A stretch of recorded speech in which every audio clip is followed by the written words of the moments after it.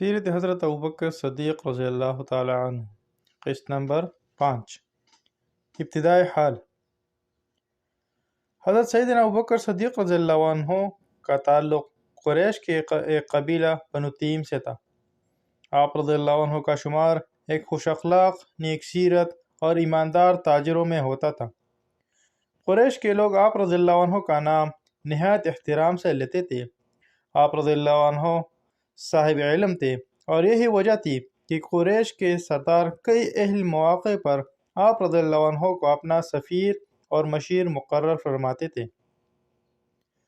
حضرت سیدنا ابوبکر صدیق رضی اللہ عنہ کا قبیلہ خون بہا اور تاوان کے امور کے فیصلے کرتا تھا، اور آپ رضی اللہ عنہ بھی ابتدا میں اسی منصب پر فائز تھے، اور اپنے منصب کو نہایت خوش اسلوبی سے نبھا رہے تھے۔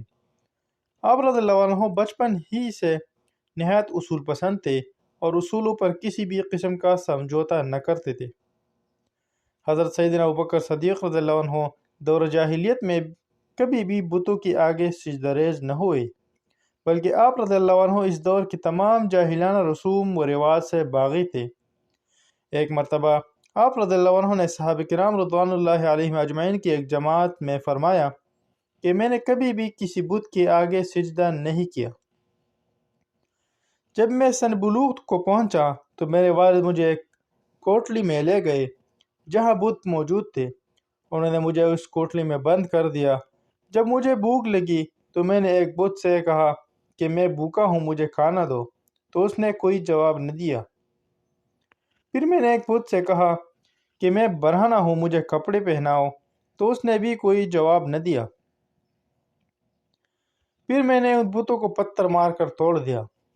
ام المومنین حضرت عائشہ صدیقہ رضی اللہ عنہا سے مروی ہے کہ حضرت سیدنا ابوبکر صدیق رضی اللہ عنہ نے دور جاہلیت سے ہی اپنے اوپر شراب کو حرام قرار دے دیا تھا، اور آپ رضی اللہ عنہ نے کبھی شراب کو ہاتھ نہ لگایا۔ حضرت سیدنا ابوبکر صدیق رضی اللہ عنہ فرماتے ہیں کہ دور جاہلیت میں میرا گزر ایک مدہوش آدمی کے پاس سے ہوا جو غلاظت میں اپنا ہاتھ ڈالتا اور پھر اسے اپنے منہ کے پاس لے جاتا۔ جب اس کو اس غلاظت کی بدبو محسوس ہوتی تو وہ ہاتھ منہ میں ڈالنے سے رک جاتا۔ میں نے جب دیکھا تو اس وقت سے شراب کو خود پر حرام کر لیا۔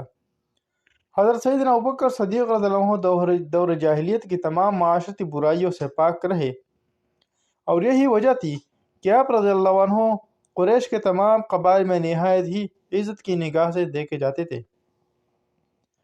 آپ رضی اللہ عنہ دور جاہلیت سے ہی حضور نبی کریم صلی اللہ علیہ وآلہ وسلم کے دوست تھے، اور اکثر و بیشتر حضور نبی کریم صلی اللہ علیہ وآلہ وسلم کے ساتھ رہا کرتے تھے۔ جس وقت حضور نبی کریم صلی اللہ علیہ وآلہ وسلم اپنے چچا ابو طالب کے ہمراہ ملک شام تجارت کے غرض سے گئے اور بحیر راہب سے آپ صلی اللہ علیہ وسلم کی ملاقات ہوئی، تو حضرت سیدنا ابوبکر صدیق رضی اللہ عنہ بھی اس وقت آپ صلی اللہ علیہ وآلہ وسلم کے ہمراہ تھے۔ حضرت سیدنا ابوبکر صدیق رضی اللہ عنہ دور جاہلیت میں تجارت کرتے تھے، اور جس وقت حضور نبی کریم صلی اللہ علیہ وآلہ وسلم کی دعوت پر آپ رضی اللہ عنہ دائرہ اسلام میں داخل ہوئے تو آپ رضی اللہ عنہ نے اپنا کل سرمایہ جو کہ 40,000 درہم تھا، سب کا سب راہ خدا میں خرچ کر دیا۔ جب لوگوں نے پوچھا کہ تم نے اپنے بال بچوں کے لیے کیا چھوڑا ہے، تو آپ رضی اللہ عنہ نے فرمایا کہ میرے بال بچوں کے لیے اللہ اور اس کے رسول صلی اللہ علیہ وآلہ وسلم ہی کافی ہے۔ روایت میں موجود ہے کہ حضرت سیدنا ابوبکر صدیق رضی اللہ عنہ عربوں کی نفسیات سے بخوبی آگاہ تھے، اور آپ رضی اللہ عنہ کو عربوں کی نسب دانی بھی کمال حاصل تھا۔